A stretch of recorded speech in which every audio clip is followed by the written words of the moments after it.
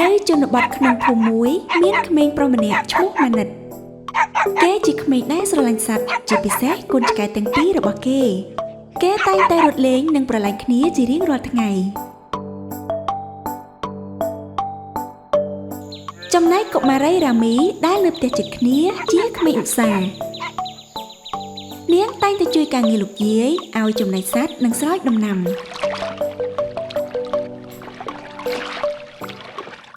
លោកយាយតែងតែបង្រៀនរ៉ាមីឲ្យចេះមើលថែសត្វនិងដាំដំណាំ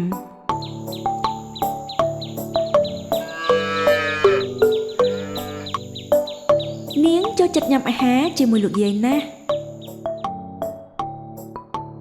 ម៉ាណិតតែងតែលេងជាមួយកូនឆ្កែរបស់គាត់បន្ទាប់ពីសម្រាកពីការសិក្សាហើយម៉ាណិតក៏ជាក្មេងឧស្សាហ៍ម្នាក់នៅក្នុងភូមិដែរ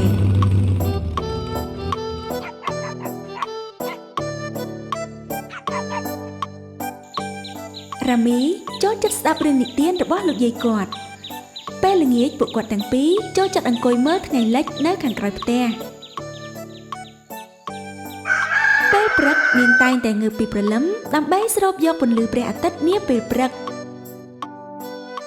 និងបេះផ្លែឈើជូនលោកយាយ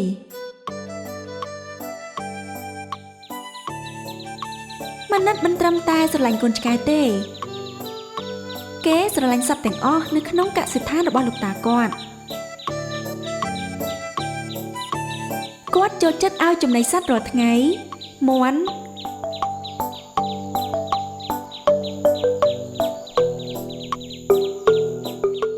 គោ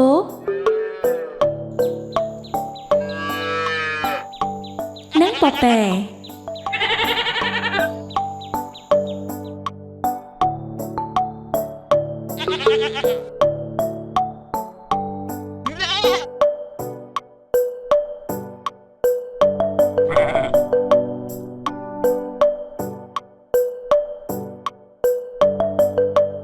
ចំណែករ៉ាមី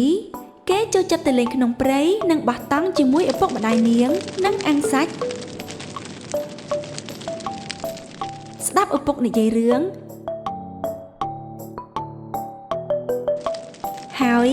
នាងតែងតែលេងហ្គីតាឲ្យឪពុកម្ដាយរាំយ៉ាងសប្បាយ